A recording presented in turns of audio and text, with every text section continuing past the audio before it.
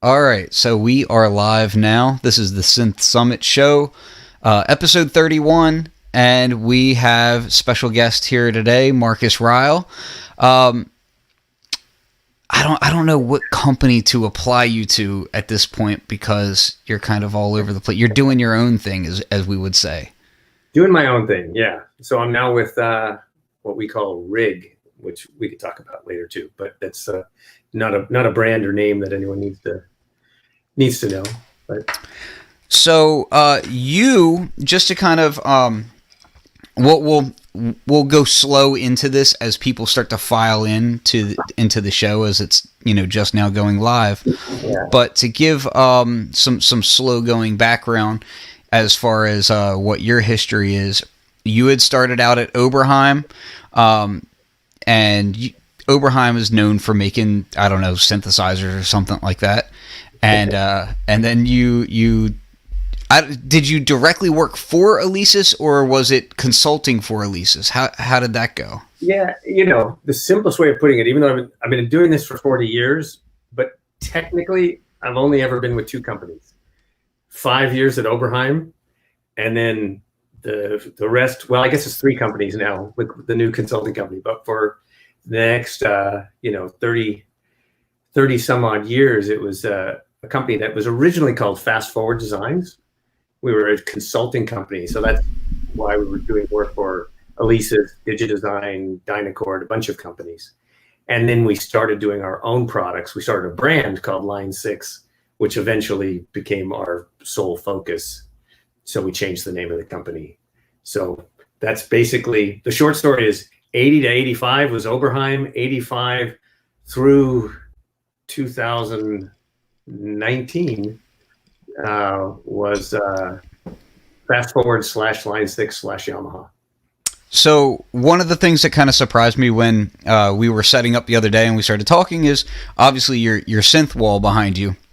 And having the history of Line 6, which is a massive, guitar and guitar effects company, I was kind of surprised. I was like, oh man, it's not just guitar stuff. Look at all of this.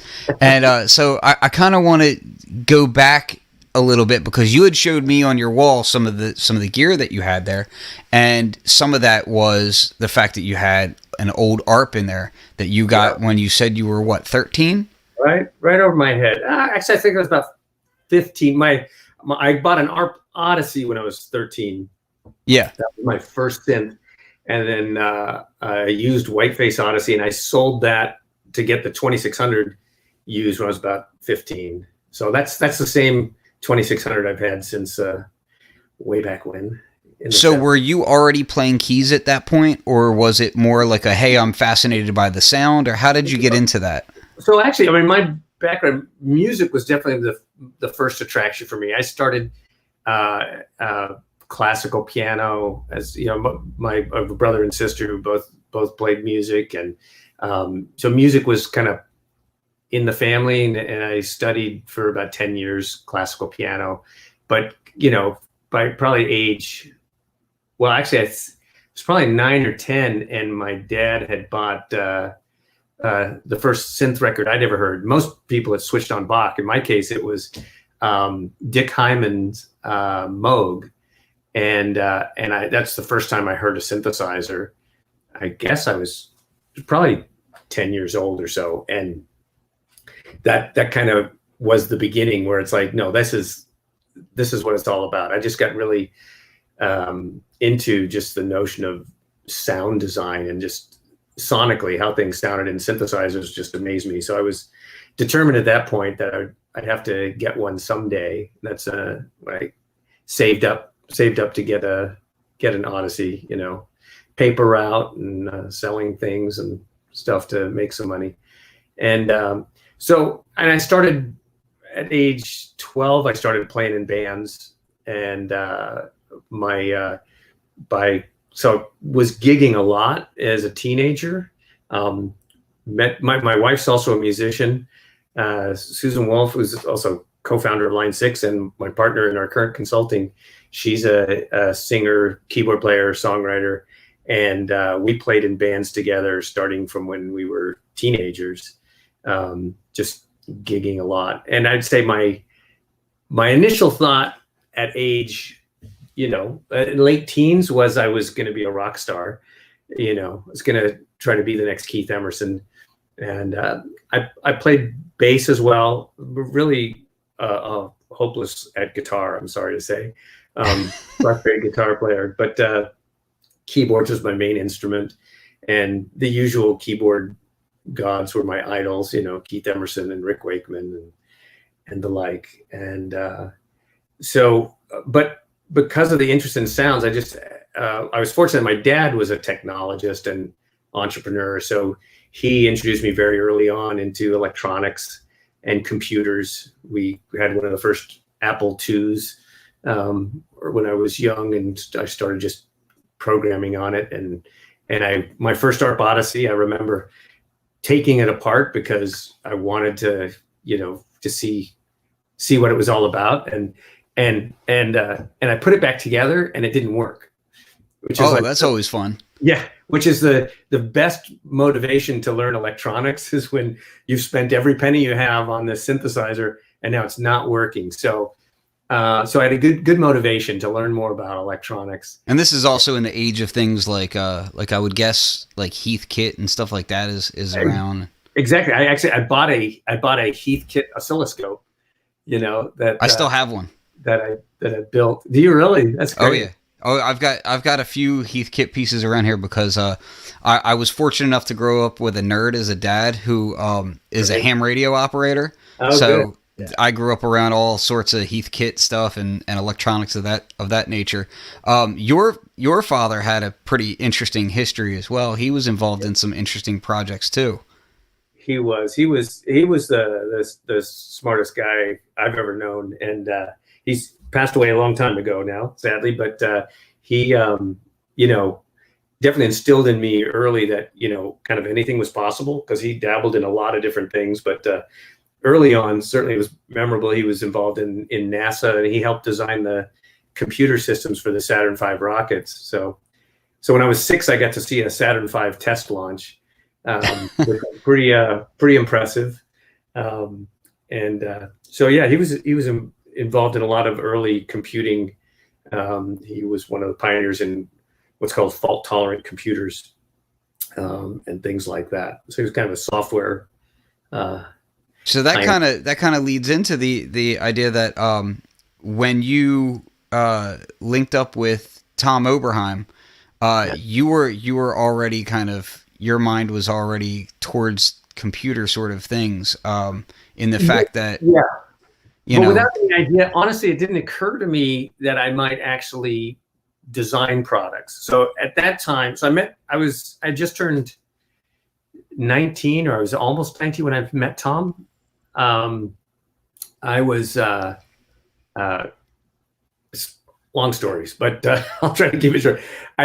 High school wasn't for me. I left high school as soon as I turned 16, which at that time you could legally do if you took a test and got your parents to sign a paper, you could just get out. So, and like I said, I was going to be a rock star, but my mom happened to read about at Cal State University Dominguez Hills, which is in Carson, in Southern California. It was really only 20 minutes from where I lived. They had just put in a recording studio and a synthesizer lab. And I was just going to, like I said, I was just going to be a rock star. I was playing in bands all the time. And my mom convinced me I should go at least check out this school. Since I'm not in high school anymore, I can't just be a bum laying around at home. So I should go check it out. And it was fantastic. They had 3 ARP 2600s, 2 full panels of EMU modular, a 16-track 2-inch 3M M56 machine. And it was like, this is heaven. I can definitely hang out here.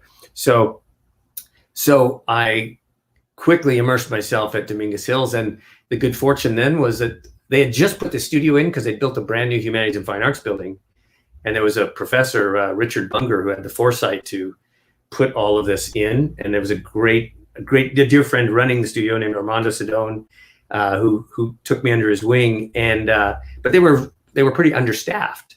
So since at that point I already had my own 2600. I was doing 4-track recordings at home. I modified stuff. I was just into it. They said, well, why don't you help out here and start first teaching some labs and then actually teaching classes. So as still a teenager, I was teaching electronic music and recording engineering at Cal State Dominguez Hills. And the reason for this long story is actually the fortuitous connection to Tom. We got wind of this newfangled device called the Synclavier, and John Appleton came out to Dominguez Hills to demonstrate the original Synclavier in 1978.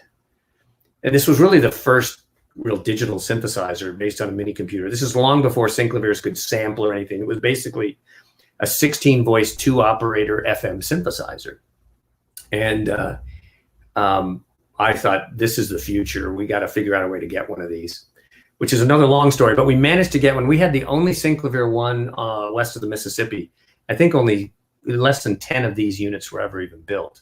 And Tom Oberheim got wind that there was a Synclavier in Southern California and contacted Richard Bunger. Can I come down and see it? And he came down, and he came to one of my classes and did a guest lecture. And then I ran him through the Synclavier. And it didn't occur to me. I mean, it was amazing to meet one of my heroes, and I'd convinced him to bring down an OBX, which had just been introduced, so I got to play that. And I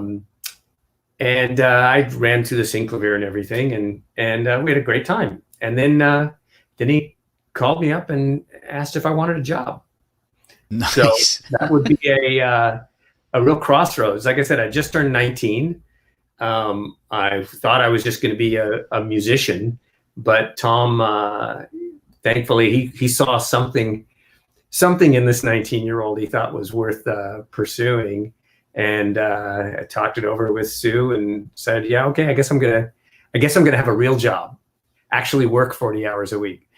And that was July of 1980. I think we figured out it's right around when you were born, right? Yep. Yeah. That's right around, literally around the date of my birth. Yeah, that I ended up getting to work at Oberheim, and it was the best school I could ever have asked for those 5 years. It was really a pleasure, and got to work on a lot of this stuff you see over here. Now, your first task really was doing sequencing with the Oberheim stuff, right? Yeah. Well, my very first task actually was the OBXA was in development, right? The OBX was the current product. The XA was in development, and I was thrilled that, I was obviously so excited to see it. And the fact that Tom and Jim Cooper, who was Tom and Jim were really the main engineers when I joined. They were surprisingly receptive to this kid, suggesting 20 or 30 extra features that should be in the OBXA.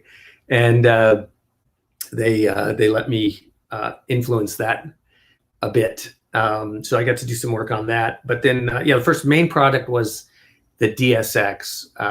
They had this was before MIDI, and they had designed a computer interface as an add-on to the OBX, and it was in the OBXA as well. It was a 37-pin connector parallel port to the processor that they wanted for future expansion. And there was thoughts maybe there could be a sequencer. So Tom kind of let me loose to just figure out what I wanted to do. So that was really the first complete project that I did on my own, was the DSX, which I believe was the first, polyphonic multi-track digital sequencer that you could play. There were step sequencers. Roland had some MC series, and Dave Smith had done a very cool sequencer in the Prophet 10. But it was great fun. So being involved in that sort of thing, and then as you continued on, one of the big synthesizers that you were working on was the Matrix 12. Yeah. Now that was pretty significant in the fact of how the control was done. Can you tell me a little bit about how that all originated? Because that really kind of paved the way for a lot of things. Yeah, actually, it's funny. I think it's fairly common that the ideas kind of, they just kind of daisy chain off each other, right? So the DSX and the DMX, which I helped on as well. This notion, the thing that really excited me was this notion of being able to really run everything together. Again, but it sounds quaint today, but at that time there wasn't a way to have a drum machine and a sequencer synchronized that could loop in sync, that could quantize, that could do everything together. So the DSX could control all 8 voices of an OBXA and later an OB8. And the DMX had the drum sounds, but I put 8 control voltage and gate outputs on a DSX. At the time thinking, well, you could add other synths, but that was really the only way to add more voices. And we thought, well, it'd be nice to be able to do more than just add individual mono synths.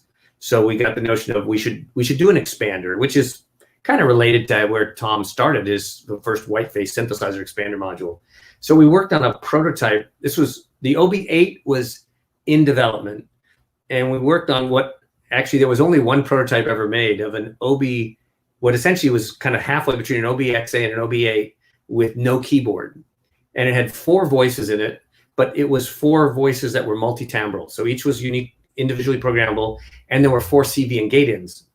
And there's one picture, I think in Mark Vail's book, there's a picture of it. And actually, I managed to keep that one first prototype, and now it is now at EMEAP, which the Electronic Music Education and Preservation Project outside of Philadelphia. They have the only original, what was called OB Expander prototype.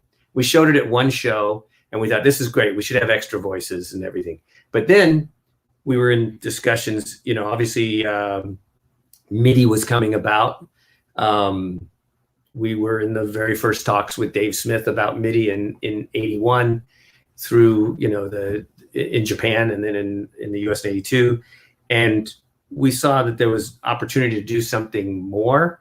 And the processor in the OB8 was also a little underpowered to do multi-timbral. So we thought we need to just scrap this and start from scratch. And that's when primarily myself and Michel Douadic, who's a French engineer, who a brilliant designer, he joined Oberheim only about 5 months after I did in 80. He came out from France. He was working at a music store distributor doing repairs and modifications on Oberheim synths. So he originally came out, he's going to come for 6 months and work at Oberheim, and never left. We really hit it off and worked well together. And the two of us, we just, the notion, we both really loved, although I never owned one, I wish I did, we loved the old EMS synth, the notion of a pin matrix, of being able to kind of route anything to anything, and how cool that was. And we were just at the point of realizing we could do more and more modulation in software. So the expander, what became the expander, was really the first bold move in that way to both have much more software control, and as a result have much more versatile modulation matrix. And the name matrix comes from that inspiration. And to try to come up with a user interface that could really address all of that capability. So displays were still fairly new. We ended up using 120 characters of vacuum fluorescent displays and encoders and I would have figured the R&D for that, considering, I mean, for one, obviously it's a pretty large piece of kit, and I feel like everyone who sees one is always surprised by the size of it when they're used to what we have today. But the R&D and the just the cost of what would have gone into that, when I look at it, I'm like, man, that, for the time, that had to have been, a real risk to want to dump into something like that. Well, I think, I don't know if its R&D was that much more than any other Oberheim synth. I think what was bold was, Tom willing to just give us complete freedom, right? We truly were building the synth of our dreams. We weren't thinking about how many can we sell, and what's it really going to cost, and so on. Obviously, we were concerned about those things. We were hoping we weren't building a synth that was only for us. We were just, it was pretty unbridled. And it's important. I should also mention there was another key contributor to that, and that was Doug Curtis, who was truly a brilliant engineer and one of the nicest gentlemen you'd ever meet. Also, sadly, left us way too early. But we were obviously working with Doug. Tom was Doug's first customer. His very first envelope chip was something that was in the original Oberheim 4-voice down there in the bottom in the programmer. And we would just have, jam sessions with Doug about all the things we want to do. So this notion of, well, why can't we have more flexible, do more flexible filtering? Michelle had read in Electronotes this cool idea of being able to combine, the cells of a state variable filter to do all the different filter modes, and the brilliant temperature compensation. The expander Matrix 12 are really stable in pitch because of something Doug did in feeding back the temperature back to the DAC for control voltages. I'll go on and on. But the long story short is I don't think it was probably not that much more expensive than anything else, and that you had to lay out circuit boards and you had to do metal work and all this other stuff. It took time to work out, but we were pretty pleased with the result. And its size, the voice board in the expander is pretty big. That's the size of the expander is pretty much what it had to be to have all that circuitry too. Yeah, so. Absolutely. And I figured, the processors in there, that was all pretty new stuff and pretty interesting. Did you run into a lot of issues as far as like trying to isolate, the digital noise from the analog circuitry and that sort of thing? It wasn't too bad because remember the entire audio path was analog, and so we'd have separate supplies for that, and that worked out well. And really, the digital side was what was generating all the control voltages, so we really didn't have much problem. They were able to stay fairly. I have an interesting question that came from the chat here. Okay. Was there a possible bug on the DSX that flashed someone's name? Close. Oh man, that's insider stuff. It was actually the DMX. This is a true story. So, the DSX and DMX might be the first products in our industry that had displays. They were expensive, these 17 segment LED displays, 16 characters. So, I had the bright idea with the DSX that, well, it's got a display. Why not put in what today we call an Easter egg? We didn't have those terms back then. In fact, I called it the Hi Mom page. The thinking was how the football player would get the big touchdown and the camera would come up and he'd go, "Hi Mom," it's like saying, "Look at me." So actually the inside report of that is the DSX. Actually, if you hold down the buttons of my birth date, my name comes up on the display of the DSX. So some of the other Oberheim engineers thought this is kind of cool. We should all put our names in the products that we work on, which is a cool thing, right? It doesn't hurt anything. It's hidden. So there was an engineer, I don't want to embarrass him and name him, a good engineer who came and worked for us, who was working on a later update of the DMX, actually. And he was adding some features in one of the updates. And because he did that, he decided he should put his name in as well, which is fine. However, it turns out that he had introduced a bug. And this bug was pretty bad because if you happen to run into it, it would erase all your memory. All your drum rhythms were gone. Oh, no.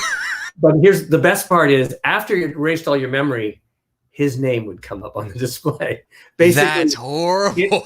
It basically ended up jumping to the routine where his Hi Mom page, as we called it, would come up. So needless to say, there was a short period of time when at Oberheim, we were getting some pretty irate calls going, basically, who the F is, and they say his name, because they clearly they saw him as the one to blame for having lost all their work. It was quickly fixed, and there wasn't too much harm done, but it is pretty humorous anecdote. That's pretty wild. Yeah, that's a great way to get death threats. Oh, I've got an album's worth of drum patterns on here, and boom. Yeah, it was pretty interesting times. Fortunately, it was pre-internet. He didn't have to have his shame go to worldwide. Yeah, seriously. Yeah, so kind of jumping forward a little bit, the Alesis stuff that you've worked on goes pretty deep, and one of the products I'll completely switch gears here. Drum machines, because we're talking about the DMX there. Yep. You were involved in the HR16 and the SR16. These drum machines are just everywhere, even today. I mean, they're everywhere. Can you tell me a little bit about how you first started dealing with drum machines for Alesis and kind of how that started to develop? Well, it does stem from the Oberheim days, really, because doing the DMX, DSX, that notion, again, pre-MIDI, having a drum machine, sequencer, and synthesizer all working together. You have to remember that in 1981 or so, an OBXA, DMX, and DSX cost like about $10,000 in 1981 dollars. So it's pretty out of reach for most people, but that was kind of state of the art through the early 80s. And, we, just to connect the dots, in 85, I decided to leave Oberheim. It was fantastic 5 years, but I wanted to do more types of products beyond what Oberheim did. And along with Michel Douadic, who left Oberheim shortly thereafter, and my wife, Susan, we started a company called Fast Forward Designs. And the basic premise of the company was very simple, which is we thought we love products. We love designing products.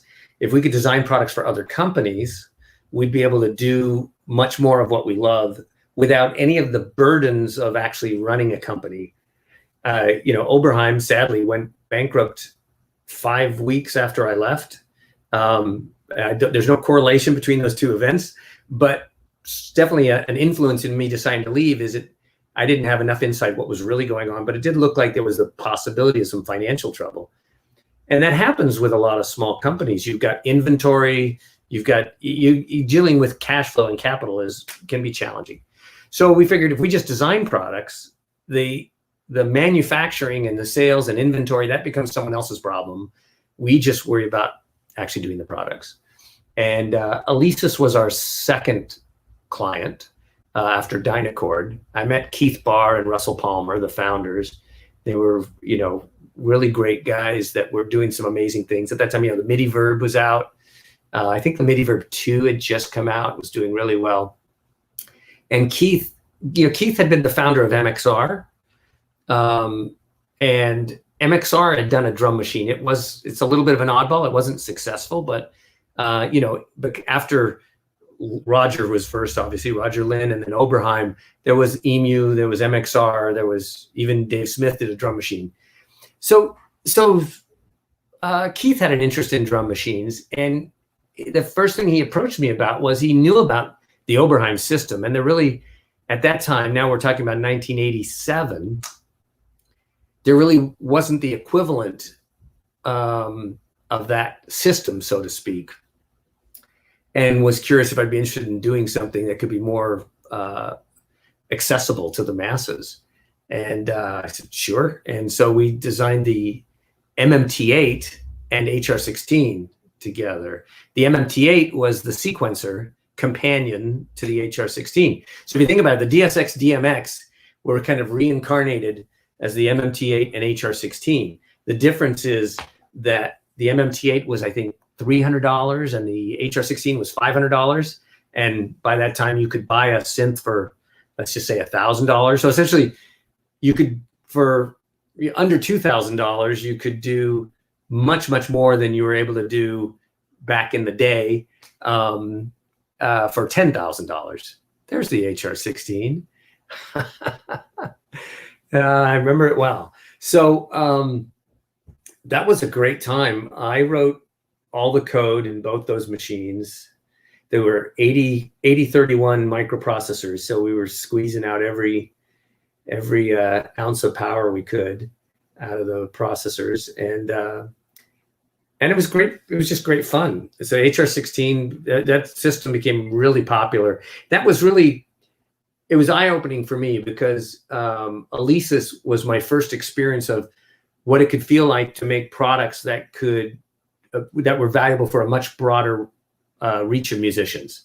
I mean, Oberheim, frankly, was really only for a few people who could afford it. I couldn't even afford Oberheim synths. I needed to work there in order to have Oberheim synths. Where Alesis would sell thousands and thousands of units, and it was really fantastic to see how products could have a much broader impact if you could make it more affordable. So that was a big influence on me and our team going forward from there. But your question is, that's how we got to the drum machine world there. Oh, you're muted. There we are. Sorry about that. Can you tell me a little bit about the process of the actual like samples and where the sounds were coming from for these machines? Yeah, fortunately, I mean, I didn't have to take responsibility for that. That's a big job in and of itself. There were other people at Alesis that were largely doing that. It might have been Keith. I'm not sure who wrote it. It might have been Keith or someone else wrote this little algorithm. It's a little fun little nerdy tidbit about the HR16. Its big claim to fame was, the HR was for high resolution, right? It was viewed as the first real 16-bit drum machine. And there was no doubt that it sounded better than any other drum machine up until that time. Most of the early drum machines were 8-bit companding and then 12-bit. So here this had a real 16-bit DAC. But believe it or not, it didn't actually have 16-bit samples. It had 8-bit samples in it. And the trick was, and it was a pretty brilliant idea, if you're only doing drum sounds, meaning that the only sounds in any of these machines always have a decay. They're never a sustaining sound. Basically, a simple little algorithm was written so that you could record a sample of a drum. And what it would do is keep the 8 most significant bits of the sample.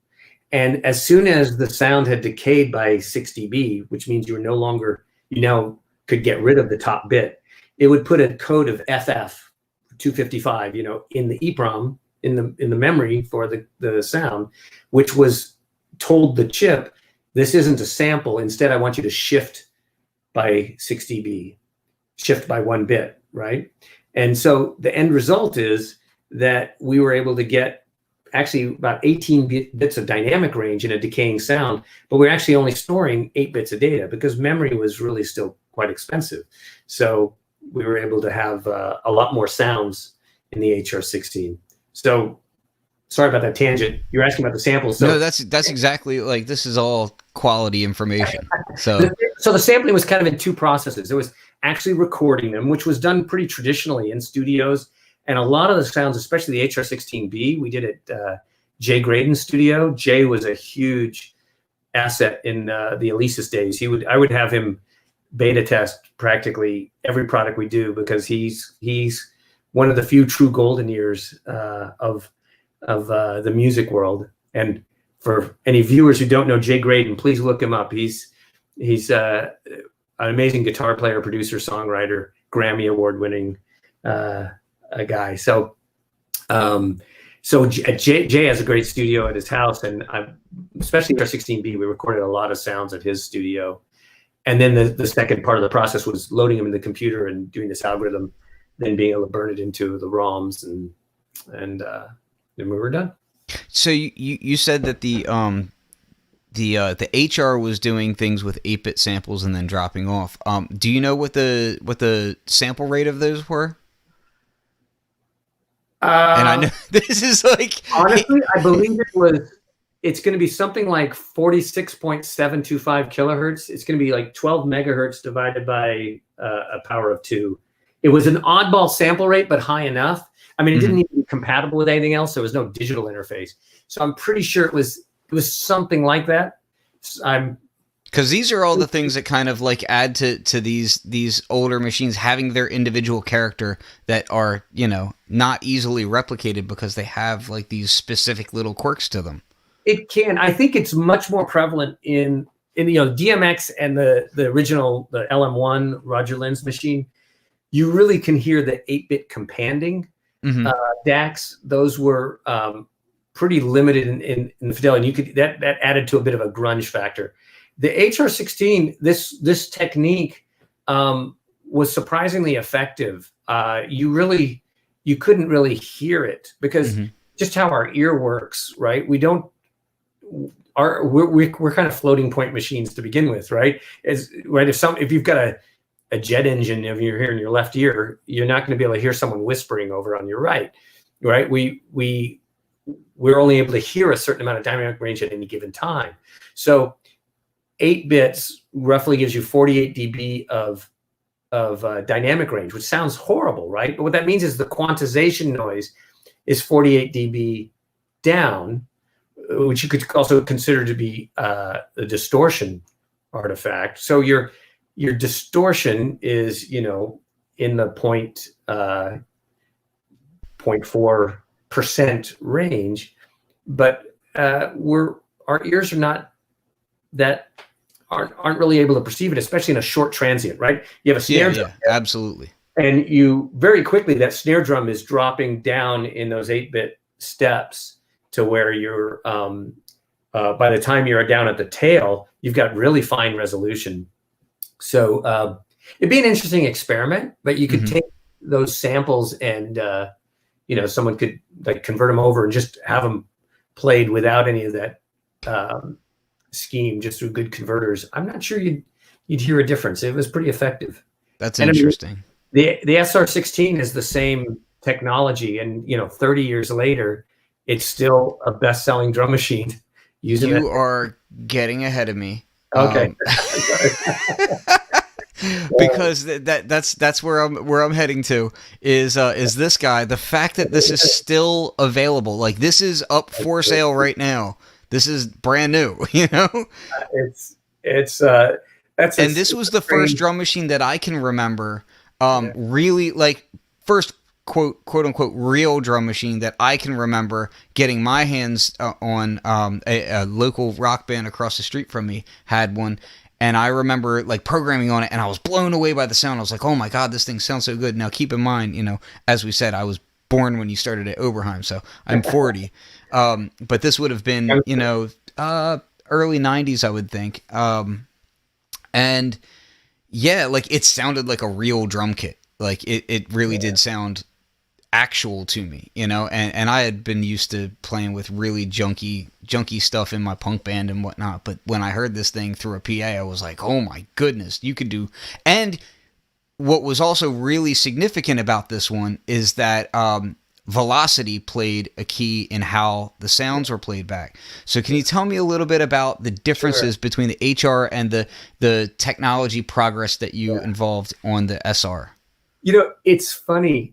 It's also a nice little example of how you sometimes really can't predict at all what's going to be a hit product, because the HR16 and its successor, the HR16B, the companion with more sounds, they were very successful products. And I remember the conversations we'd have around Alesis. It's like, should we do another drum machine? It's kind of like, maybe we're done, right? I mean, it's like these kind of do it. They're the most popular drum machines on the planet.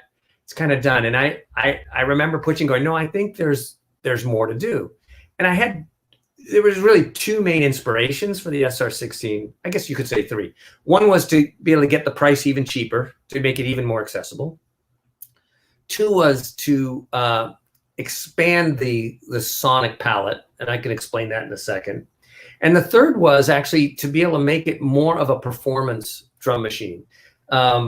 For people just using it for songwriting, they may not even notice it, but it became a big deal that there were these 2 foot switch jacks, and there were plenty of like single and duo acts that would play live with an SR16, because you could tap a tempo, have a preset rhythm, and using the 2 pedals, you could have it do fills when you wanted and switch to a B part from an A part for like doing a chorus, and have it do an ending and so on. So you could kind of perform live with this machine, which was kind of fun. So I laid out a graphic display and compressed it. But the trick was, because we really weren't sure there was so much more future to a drum machine, I needed to use the same chip we had in the HR16.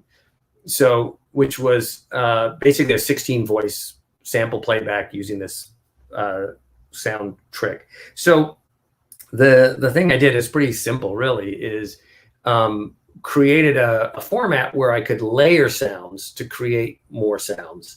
And we created a sample library where we did things like record a reverb for a snare and record different elements.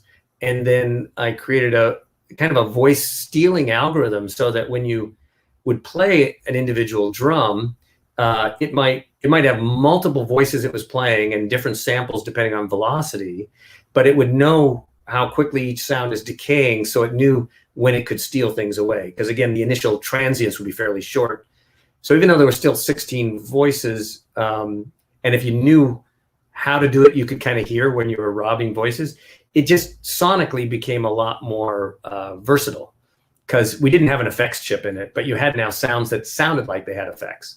You could do the big reverby ballad snare, and that was one of the main things that I can remember, is that when you would hit that snare, you would hear it in a room. Yeah. And you know, a lot, even, you know, the older sample based drum machine stuff, you could get a little bit of that, but for one, the samples were still very short, and then on top of that, they didn't have the definition. Like the sound quality wasn't quite what this was.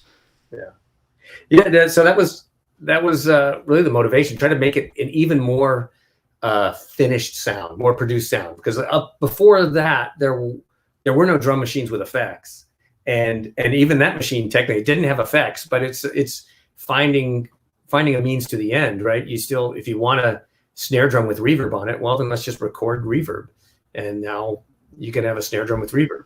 So. Now this drum machine, I've kind of heard a rumor that it's the best. Right back, it's way up there, up top. There's So you have the HR behind your head, and then the SR I think is below it.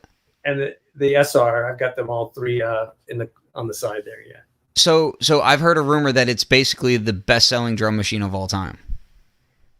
Probably, I'm pretty confident just from longevity. I mean, it was the best-selling drum machine when it was launched at its time, but just cumulatively, I honestly have no idea how many have sold now, but it's a lot. I mean, I don't think there's another drum machine that's been available for 30 years. So that gives it a bit of an edge.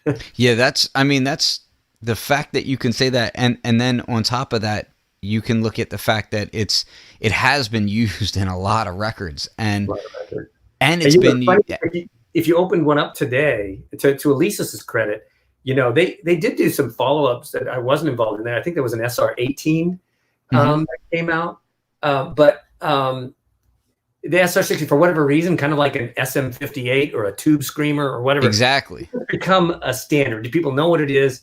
So they needed to keep building it, yet there were many parts inside that were becoming obsolete. So the inside of an SR16 today, I haven't actually opened up a new one. It's completely different than the original. I mean, yeah, and they list it now as like it was upgraded to 24-bit. So it has lower noise floor. It has a better DAC because you can't buy a bad DAC anymore. Sure. That's one of the interesting things about today is that when people talk about different DACs, it's like we're talking in such like diminishing returns, you know, not to, I love getting a new audio interface that has a newer DAC, you know, every 5-10 years, whatever it is. And then you're just like, oh man, this sounds so great. And then 10 years, you're like, this sounds so much better. And you're like, but does it? Yeah, no, diminishing returns is exactly the right way to put it. It's like, you know, the early days of digital cameras, each new digital camera, you really saw the difference. But now it's like, okay, if I'm going to go from 16 megapixel to 20 megapixel, am I really going to see a difference? You know, exactly. It is diminishing returns. You've got amazing resolution now. So I think a lot of that has to do with you get to a point where you you know, if you have tuned ears to listen for specific things, you know, specific people with specifically tuned ears to look for those things will notice certain things. But by and large, it's to a point now where like everything is just so good, you know? I mean, you can still go out and spend $5,000 on a stereo converter. And, you know, to those people who are doing that, you know, and are deeply involved in that, you know, they may notice some separation and things that are ever so subtle that to them that extra $3,000 might be worth it. But you get a brand new Sabra, you know, converter and DAC, and you're just like, it's pretty darn good. Yeah. Now, over at Alesis, what were some of the synthesizers that you were working on? Oh, we did, let's see. So kind of the order of events, the drum machine and sequencer were the first things we did. Then we did the quadraverb, and, you know, several of the kind of the whole quadraverb family. The ADAT family was the biggest undertaking. Well, the ADAT, I mean, that before the show we mentioned, I had done a quick Google and saw your patent list, and your patent list goes on, and you were involved in quite a few things. But the thing about the ADAT that really kind of surprised me, because I knew that you were involved in basically developing the ADAT and that the whole format of it. But what also kind of surprised me is the optical format that goes along with that. Can you tell me a little bit about the necessity for that and how that innovation came about? Yeah, and it's funny. It's the only thing that survived. I mean, most people today that record may not even know what a tape recorder is or where the ADAT came from. But the ADAT optical still survives to this day, kind of like the SR16. The need was, you know, necessity is the mother of invention, right? We had the idea of ADAT. We early on thought it was going to be crucial to be able to do this synchronizing multiple machines. We didn't have a name for it. I think George Peterson coined modular digital multitrack, MDM. That became a thing. This notion, for those who are watching may not know what it is, right? The ADAT was an 8-track digital tape recorder that recorded on videotape, on VHS tape. And you could use a 9-pin cable to connect up multiple units, and they would synchronize to a fraction of a sample accuracy between multiple units. But we also knew that we wanted to have a way of creating digital backups from the tapes, and that this was going to be a crucial thing. And at that time, this development started in 88, 89 or so. We launched in 91. At the time, there's the first one, the original blackface ADAT, as it was called, because it was just ADAT. It didn't have another model name. The only digital interfaces in the late 80s, there was AES-EBU and SPDIF, you know, 2-channel digital interfaces. MADI was a thing even back then, but very expensive. So we knew we wanted to do multi-channel. We wanted to do 8 channels, and we wanted to ensure we wouldn't have ground loops. So even the 9-pin connector was opto-isolated. We'd learned those lessons from the early days of MIDI, how important that was. And so what's commonly called the Toslink connector, the optical interface that was being used for SPDIF that Toshiba, I think, made, was just barely fast enough, arguably maybe not quite fast enough, but was pushed to get to a little over 12 megabit data rate. So we came up with a self-clocking data format. And fortunately, I had the foresight to realize, even though the ADAT was 16-bit, we should really try to design a 24-bit format. So we created a 8-channel 24-bit audio transport or your digital audio path that could be self-clocking, which means that the receiver, without a separate clock signal, could derive the clock from that optical signal and capture all 8 channels of data. So you could just have 2 ADATs and the single optical cable. You wouldn't actually even have to synchronize them together to put a tape in one and hit record and hit play on the first and create an exact digital copy of your data. And again, you have to think back when the ADAT was launched, that VHS tape, or SVHS tape technically, the tape would cost about $10, and that was 2 gigabytes of audio storage. There a 2 GB drive didn't even exist to buy from a hard disk in 1990. I don't remember exactly what things were, but hard disks were still very expensive and also very difficult to back up. So it became by far the cheapest storage medium. You could make as many digital clones as you wanted to archive what you were working on, and it only cost you $10 for every 2 GB of storage. So it was the first thing I can remember, like material I can remember recording to. So and it actually sounded good. Like that's the thing, is like I can actually go back to those recordings, and they still sound good to me. It's interesting because we were, the benchmark we had, if you think back in that era, digital recording was exclusively the realm of high-end studios. The Sony 3324, PCM 3324 and 3348, 3M was making digital machines. These machines cost like hundreds of thousands of dollars in late 80s dollars. I mean, it was crazy amounts of money. And much to the spirit that kind of Alesis was about, right? It's like, well, all of us, most people at that time, I mean, I'd been recording at home with a Porta Studio. I had a Fostex 8-track 1/4 inch. And, home recording, all you could do was a demo. You never could do the sound of a studio. Yeah. But we were able to take advantage of all the latest technologies at the time. So frankly, the converters in the ADAT, a lot of the money of the ADAT went into the converters. They were kind of the early generation of what's called Delta Sigma converters, which really had much better filtering and better audio response. So the audio specs of an ADAT were better than the $200,000 Sony digital recorder. And it does still hold up today. I mean, by today's specs, you might cringe to say, well, it's only in the low 90s dB of dynamic range, but we worked really hard to get the best possible audio quality attainable for that era. Again, we're talking, almost 30 years ago. That's scary.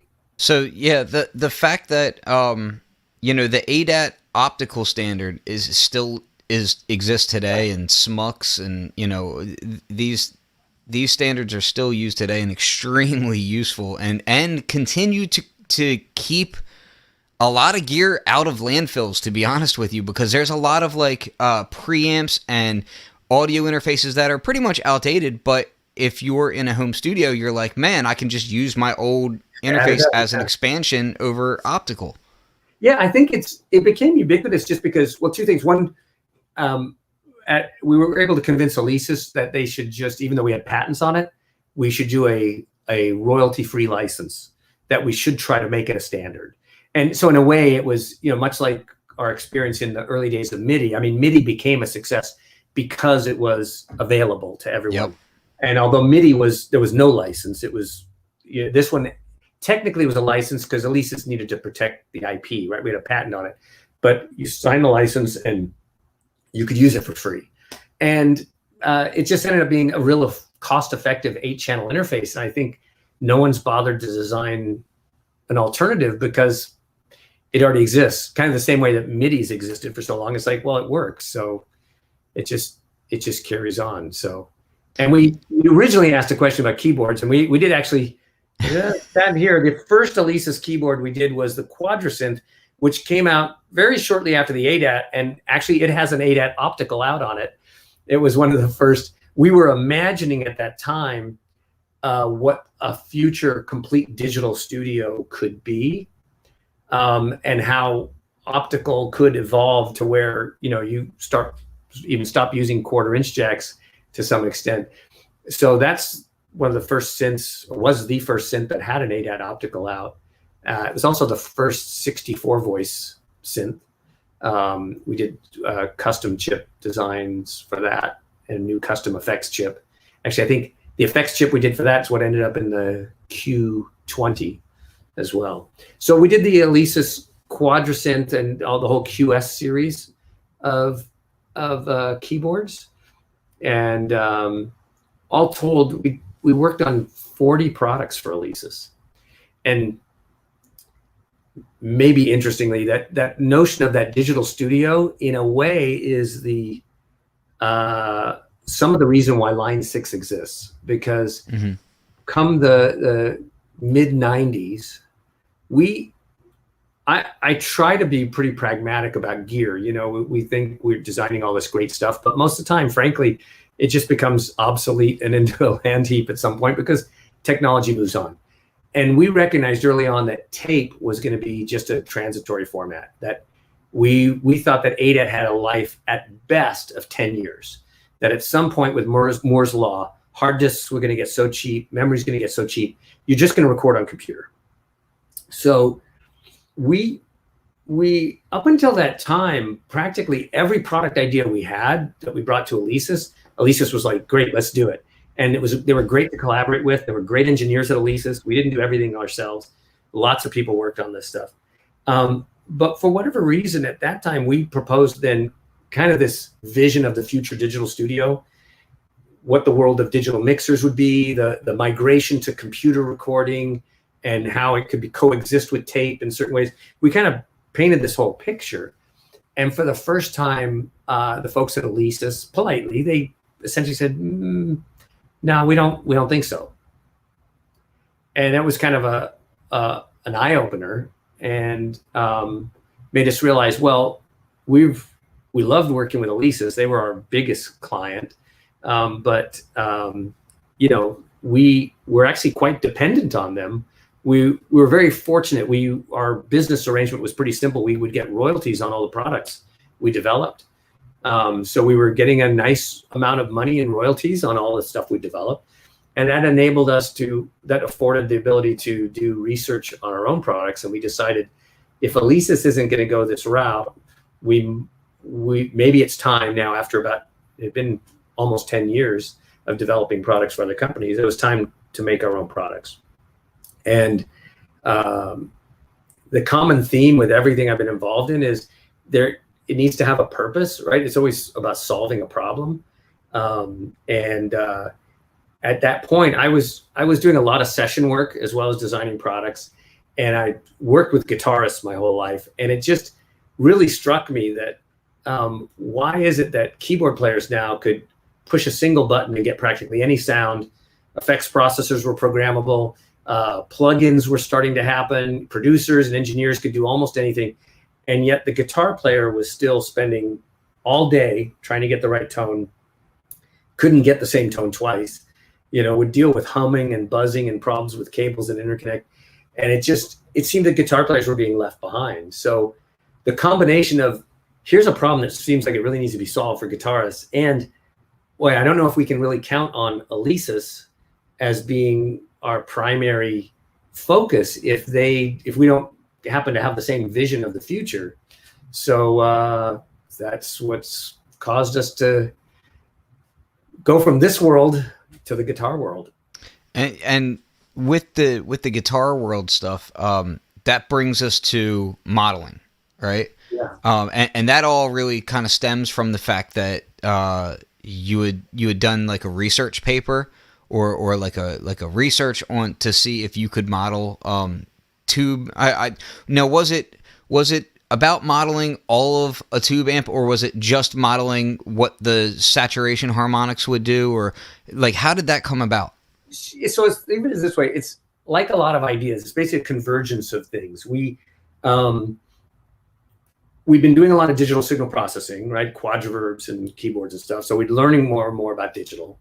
Up until that time, all of the Alesis processors, we'd actually had to design custom chips because there weren't off-the-shelf DSP parts that could do this job affordably at all. I mean, most of DSP at that era was for military and things like that, very expensive stuff.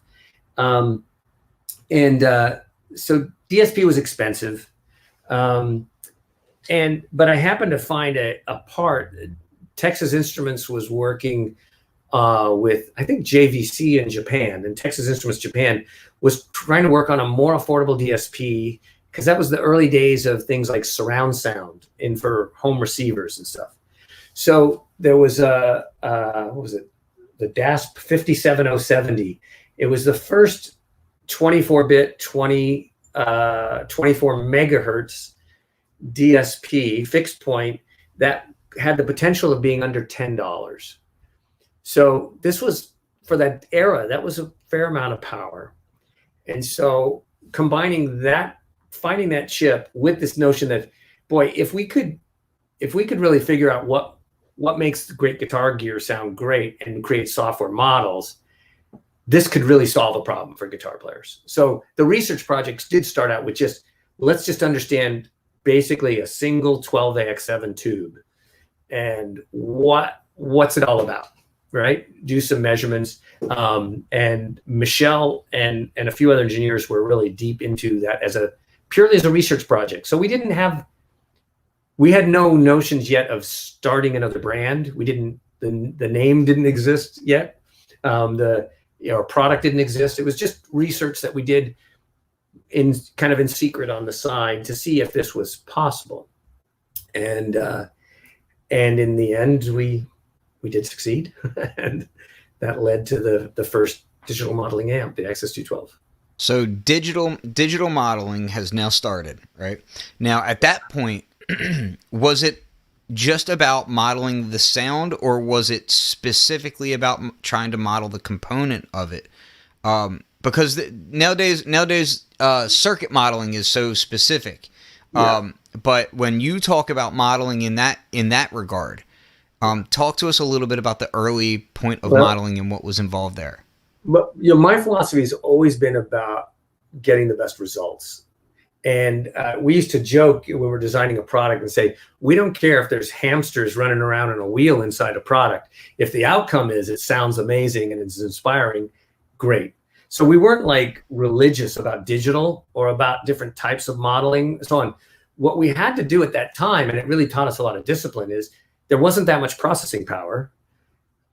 So you were finding paths to be able to get the right results, regardless of what you'd model. So yes, if you were taking a purely academic approach, you could use SPICE models for every individual component, but that would take far too much processing power. So at that time, we were looking at things more in sections and being able to say, well, fundamentally, what is the transfer function? What are the nonlinear aspects from this input to this output, regardless of how many components were in between, right?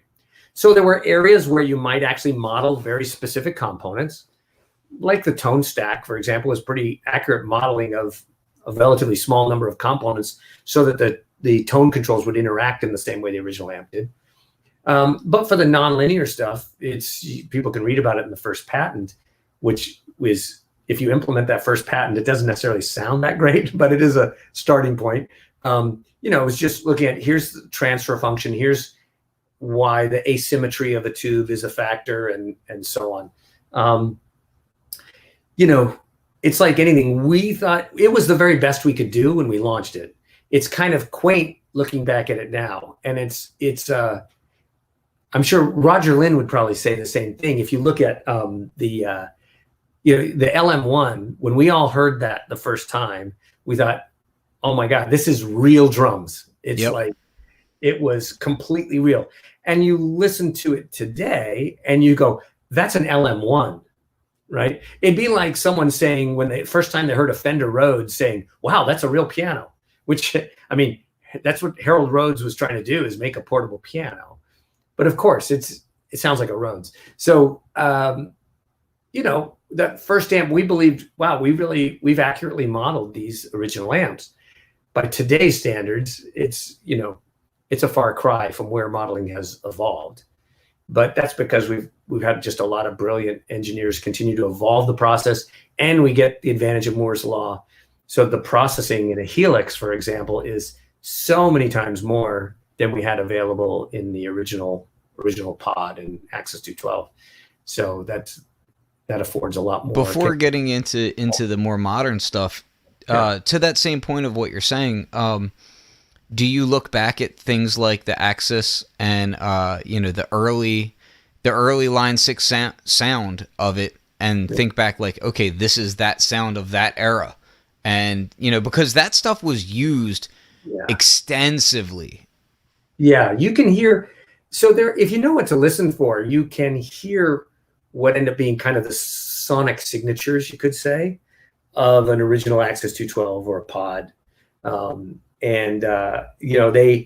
would say it's like the pod. Obviously, we sold well over 1 million variations of pod. I mean, it was pretty popular. It's the pod version, original pod. It'd be like it's the pod version of an AC30. I was reading some what was it? I don't know if it was an interview or something, but I was reading a while back about how and I'm jumping forward how I said I wouldn't, but I think it was in regards to the Helix series, and you were talking about how getting 6 Bassmasters and multiple Vox AC30s and whatnot, and then it would come down to, okay, let's select the one that we enjoy the most, and then the consumer is, aside from the fact that you're always going to get people who are going to be like, oh, this doesn't sound like this or this doesn't sound like that, but the people who are really accurately just kind of like enjoying sound for sound might say, oh, it doesn't sound like my AC30, right? But then you guys are like, yes, but it sounds like our AC30, because there are these tolerances and variations. But to that same point, and also how we were talking about DACs and whatnot, at the time, could you hear the sonic imprint of it then, or is it now that you've had it for so long, now you're accustomed to that sonic imprint, and now you can look back at it and say, okay, this is that. But when these records and things were being used, could you as an engineer on the project, could you pick it out in a record and say, hey, that's definitely that? At the time, no. I think we thought we nailed it at the time, and I think these are things that are kind of learned. It's kind of like, again, today you listen to a drum machine, and we can easily pick out that's an LM1, that's a DMX. We know these sounds, right? We've learned their signature. At the time, I mean, when I was doing sessions, I'd be working on albums with big artists, and for them it was like, no, this just replaced a drummer. Not that that was our intention, and I apologize to all drummers who think that was our intention. It wasn't. But I mean, it was thought to be real, and it's, of course, doesn't sound so real anymore. Now, I think we were closer. I think a pod, so pod's been used on countless recordings, and some people still use the original pod and really like its sound. I don't think it's, I think in context, it can be hard to really pick out. But if I'm listening to a pod specifically, I kind of know what to listen for. I certainly hear I guess what I'd say is, I feel like the original pod and Axis 212, if you know what to listen for, you hear their signature. And where it's evolved to, I think in Helix, there's absolutely no signature. With Helix, the processing detail is so much better now, and the converters are top notch and everything else, that if you're just listening sonically, we used to do countless A/B tests with the original amps mic'd up and have people listen, and it's pretty startling. And that's one of the areas that, like, I personally I love nerding out over, like, comparisons of, like, these filters and these oscillators and digital and analog, like not I think this is never going to get to that or whatever, but just enjoying all the different sonic possibilities that are out there, and really reveling in subtlety, like that's sometimes it's like, if you've got a fine wine and you're like, you get used to a certain thing. I always think about this because I gave my wife, she doesn't really drink wine, and I gave her a $250 bottle of wine to start her out with to try to get her to like wine. And now she won't drink wine because nothing quite tastes like that, But it's kind of the same thing. Like, you've got a 4-voice, on the bottom row there, and there's all these interesting quirks and subtleties. And in truth, that stuff might not be what you want on a record, because if you're trying to play in tune and things are going wonky, but those of us who love the instruments, we might find that stuff super, enjoyable, and on certain records you might want these flaws and that sort of thing. With the with the modern range of this gear where everything can be so pristine, do you find yourself wanting to introduce some of these maybe digital flaws, and not just recreating analog quirks, but recreating vintage digital quirks and that sort of thing? Yeah, if you're looking for a particular sonic signature, that can be really helpful. I think it's great. Dave Smith's new Prophet reissue, the Rev 4, it's awesome. They've got the vintage knob, which gives you the ability to add back in some of the instability. That is part of the character of some of those sounds, some of those original instruments. But I really don't consider myself a purist. I think what's most important is that people just use the gear that inspires them, right? And I know for me, I own a 4-voice because I've got a real soft spot in my heart for old Oberheims. I remember the first time seeing an Oberheim. It was actually an 8-voice at West LA Music when I was probably 13 years old. And Larry Dunn of Earth, Wind and Fire was in there playing it. And it just blew my mind what the synth was. So for me, it connects to these emotional history, sonic history, all these things. And I always dreamt of owning a 4-voice. So I knew I had to just get one at some point. I think for some people, it's like some people decide they just got to own an old Mustang or something like that. There's nothing wrong with that. If I was being completely practical and someone just needed me to do a synth part for something, would the 4-voice be the go-to for any particular thing?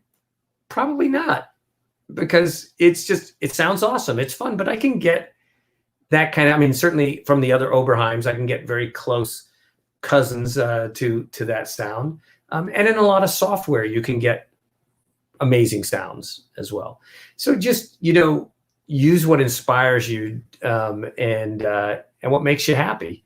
That's one of the things I was talking to some friends about the other day. We were talking about gear that maybe doesn't that won't hold value, but then may raise in value. Because if you try to buy gear now and say, oh, this is good, like if you could go back 20 years and you're like, oh, I'm going to get a Jupiter 8 and it's going to be worth so much money. No. If you bought a Jupiter 8 when it was new, like that was expensive, but the key was to get it when the price dipped. Yeah, that's exactly right. No, you think back, we were really snobby at Oberheim. I remember when the Jupiter 8 came out, and we're like, oh, that doesn't sound as good as an Oberheim. Well, I've heard that echoed from a lot of people that I've interviewed who would say, oh, like I remember I talked to Rossum and he was like, yeah, Rossum and I think it was also Chris Myers felt the same way. They were like, oh, the Ensoniq stuff, bah, and then later on, of course, they acquired it, but no, that was exactly it. Or when, who would have guessed? When the 808 came out, we thought it was laughable. It's like, oh, that sounds cheesy, and then it's like, but in the right context, you think about all these quirky instruments of the past and how it's really, in the end, I think sometimes too much homage is paid to the gear. Really, the credit needs to go to the artists that used the gear in a way that inspired us, right? Think exactly. About the Mellotron. What a bizarro, archaic kind of instrument, and yet now that is for my childhood and musical history. The Mellotron just evokes for me just amazing feelings because of everything from the Beatles to Yes to Moody Blues and how an instrument like that got used, right? And you think of the 808, even DMX and things like that. These got used in particular musical context. That's what made them special. And why we love certain instruments and why some other instruments that were great just never really.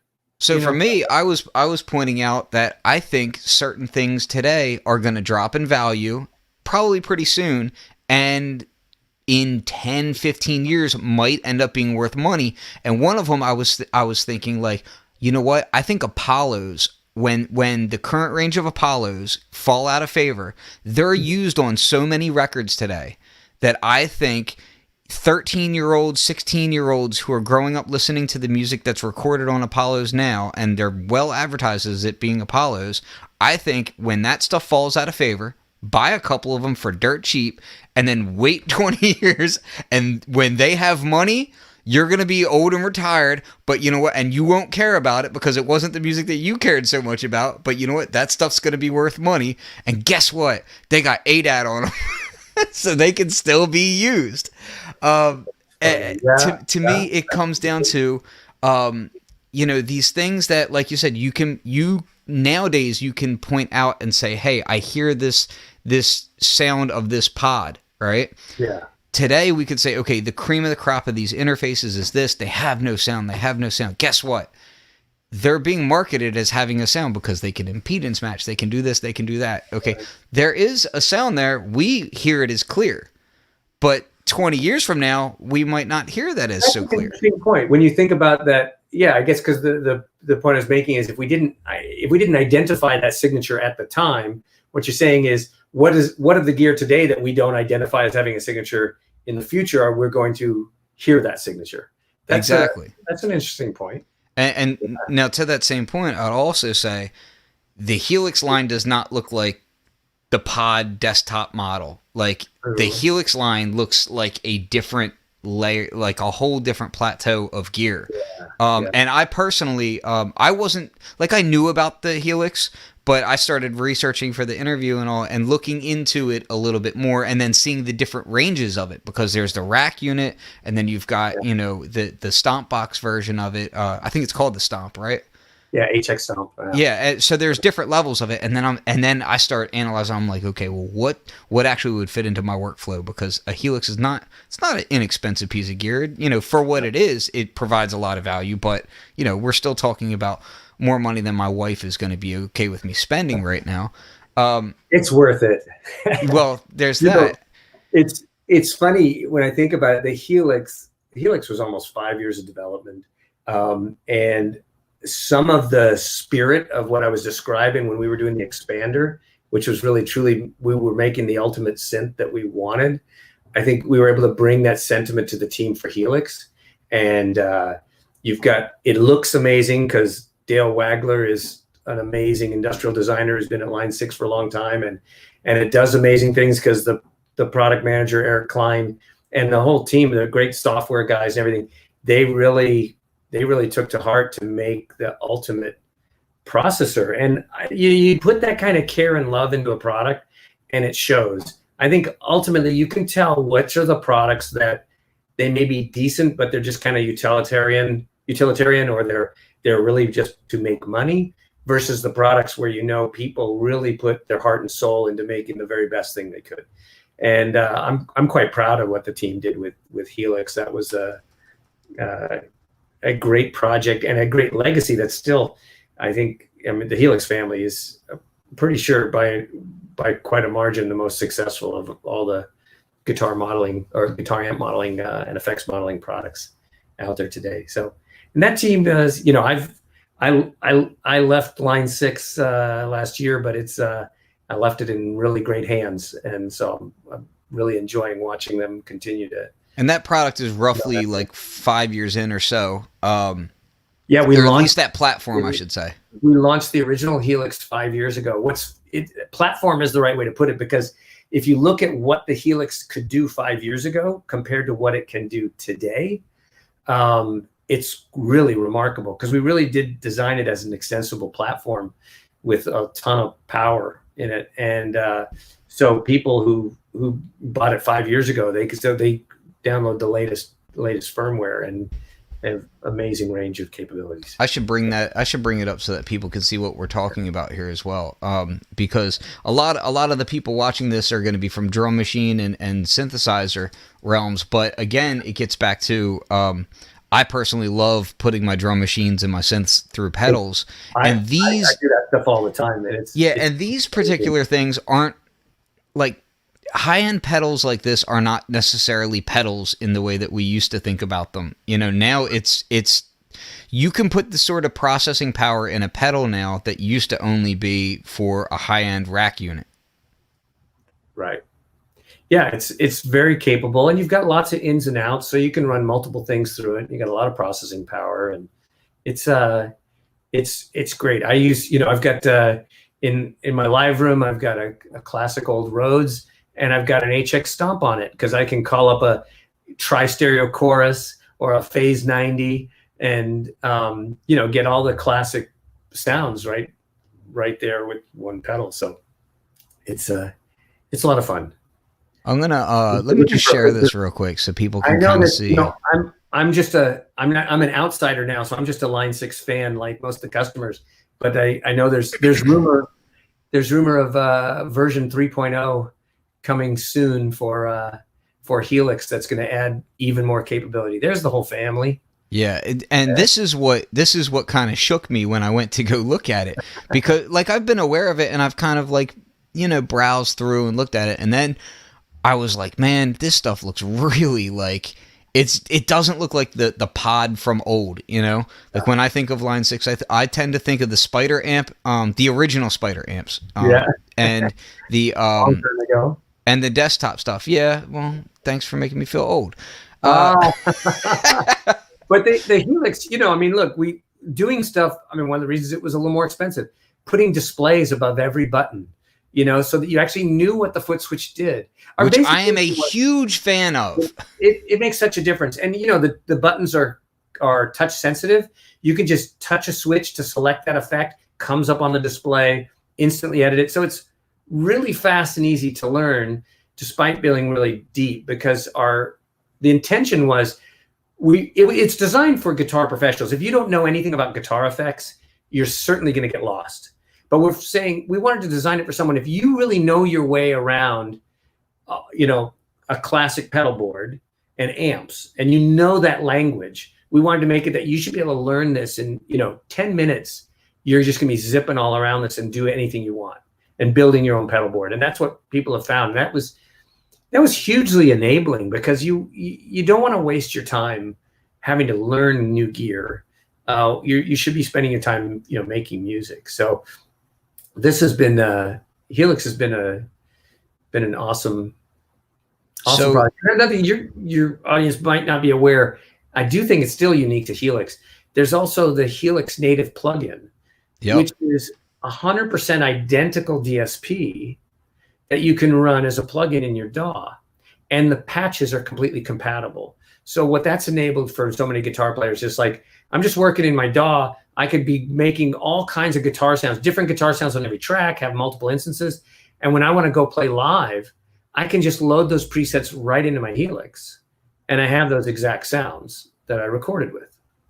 So the thing about this that kind of had me surprised, though, is that, like you say, this is for guitar professionals, and a lot of the times when gear is made today, that's something that's kind of shied away from, is we're making something for the high-end user, like often or the professional user or the advanced user. A lot of the times I'm seeing products that are prosumer at best. And it's more about like, how many can we sell and get them out there to all these low level guys, and dumb it down to the point where, you're not going to necessarily have the functionality that you want, that the higher end guys are going to want, because you're too worried about the lower level guys. Well, here's how we differentiate it. The term we used for years internally and kind of helped crystallize who Helix was for. Internally, we'd say it's for what we would call in shorthand discerning guitarists. We didn't like the term professional guitarist, because that seemed to be, there are people who guitar is their entire life. It's just not what they make a living doing. Sure. But it's the most important thing to them, right? And they are really serious about it. And serious sounds too serious, so it's kind of a funny word, but the shorthand of discerning guitarist, essentially we were saying these are guitar players who get it. Guitar players who know.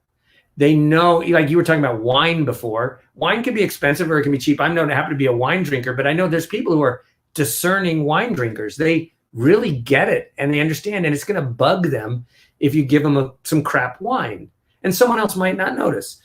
So these are for the guitar players who will notice. They're going to notice why how we modeled the light bulbs in an optical tremolo sound so amazing, or all of the detail that we put into. We know there is an audience out there that appreciates it. It's completely independent to what their economic status might be. So it doesn't mean we don't want to make versions that are affordable. the native plugin is affordable. I mean, in Sure. it's not the cheapest out there, but it's for what it does, it's amazingly affordable. So it's regardless of your economic status, how many years you've been playing, whether it's your profession or your hobby, the common thread with all of them, and you hear it when when you're talking to a guitarist like this, just like when you're talking to a synth geek like this, is they get it. They care. They really care about how things sound, how things work, and you're just speaking that same language. So we really struck a chord, no pun intended, I think, with Helix in really focusing in on that's what the whole Helix family is about.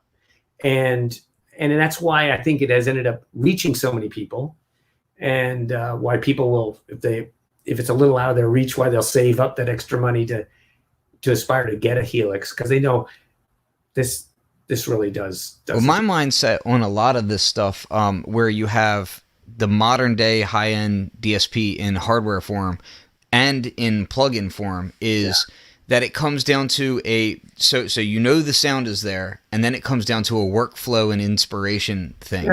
Where I love modern plugins of synthesizers and everything else. Like, they're super fantastic. I tend to gravitate towards, like, I've got the modular here, and I tend to gravitate towards that tactile response. And when people talk to me about, like, oh, well, doesn't this sound doesn't your modular sound so much better than the VSTs? And I'm like, not really. Like, to be honest with you, a lot of the times it can sound worse, because I'm getting noise floor, I'm getting this, I have this problem, that problem. But what's cool about it is just that I'm working on it. Like, I'm enjoying my workflow, so if the sound is at a specific level for me, then it becomes about, how much fun am I having, and am I creating in an inspirational workflow? And that's where it kind of comes down to. I have friends who all they want to do is they had zero desire to be with hardware, and that's fine. I went through a period where, like, for me, it was really all about being in the box, because I felt that's where I was most inspired. And then that, changed, and things kind of ebb and flow back and forth for me, depending on what I want to be doing. But to me, with the high level DSP that we're dealing with today, it's like, it's not so much about, whether or not you can do it in hardware versus software. It's about, okay, well, what's the interface like? So when I see things like, you've got screens above every knob, so that you're not having to stop your workflow to look over here to say, hey, what does this knob do? That sort of, like, it's all right there for you. We even went even further. I think Helix was the first product of its kind where every single parameter you can access with your feet. Because it's one of the things that always bugged me. Keyboard players, you can still play with one hand while you're turning knobs, right? Mm-hmm. So you can listen to what you're doing and tweak stuff, But guitar player, it's like, other than hammering on, it's like, no, you can't. Usually it's like strum, turn, and it just seemed crazy. So the Helix it has a great feature where basically, because you've got all the display stuff there, you're just playing and you want to adjust the delay feedback. You could just select. You can select with your feet, and then you use the expression pedal. Or you can use buttons become up-down buttons to actually adjust any individual parameter. So it's like you could be in the middle of sound check, you're playing or you're writing a song. You don't have to take your hands off the guitar at all to access every single parameter of your setup. So, yeah, anyway. Exactly. That sort of thing is. But again, that all of this kind of goes back to, like, the Matrix 12 and having screens and knobs. Like that whole workflow to me is just, like, so inspiring to be able to change parameters now and then have a knob that you don't have to guess what it is. And you can see it on things like Native Instruments Machine. You can see it on the Hydrasynth. You can see it on a lot of products today. I think that's the first one that I can really think of that had screens and knobs connected in that way. I think so. And, it's that tactile thing. Again, it's not necessarily for everybody, but besides, being a gear addict. I mean, part of what all this is behind me, clearly this is just mainly for my own personal enjoyment. I'm not trying to release a bunch of music to bother anyone to listen to, but I push one button on a power control and all this turns on, and there's no boot time. There's no loading of hard disks. So it's just instantly on. I can come in here, hit one button, and start playing and start turning knobs and start doing whatever, and just whatever strikes me at the time, just to be inspired to just play. That's something I enjoy. I can equally enjoy working completely in the box with some amazing plugins and exploring sounds in that way, but it's different. Yeah.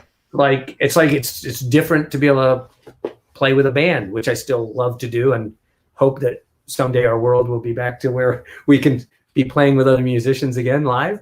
That's a different experience too, and how great it is to have that real-time interaction with other musicians. It's all good. So before we close out, I'm going to ask you a quick question that is not a quick answer probably, but I haven't given any quick answers, have I? So let's say favorite synthesizer, personal. Matrix 12. Still. Yeah, that'd be my desert island. I mean, it's clearly it's an emotional attachment to it, but it was, and another little tidbit, I'd say actually the favorite synthesizer is the one that got away, the one that doesn't exist. The Matrix 12 was designed to actually have another version, which was going to be a Matrix 24. Was designed to be able to support up to 4 boards of 6 voices. And I left Oberheim before being able to do that. I don't know if anyone would have ever bought it, because it would have been awfully expensive, but a Matrix 24 would have been the perfect synth for me. Well, with the reissuing of chips and reimagining of that sort of thing, I've heard you say before that you would love to continue working on something like that in your spare time or whatever. Yeah. Is that something that you could still see involving yourself in? It's always possible. I mean, I don't know. I'm more enjoying, in my current role, being a consultant now. I'm really enjoying so much being able to work with a lot of other companies again, kind of like the early Fast Forward days, but to just see how can I help them to see their vision through, because that's exciting to see and watch. So I don't know if I'll ever lead another synthesizer project again. I'll never say never, but enjoy the possibility of working with others on their ideas and seeing what new stuff might come about, and having the flexibility of being involved in multiple projects and that sort of thing. Yeah, that's always fun. And it's collaborating on design for me is a lot like collaborating on music. I just so enjoy seeing something evolve that is different than you imagined, or certainly different than it would have been if you just did it all yourself. Collaboration is really, really inspiring. So yeah. So who knows?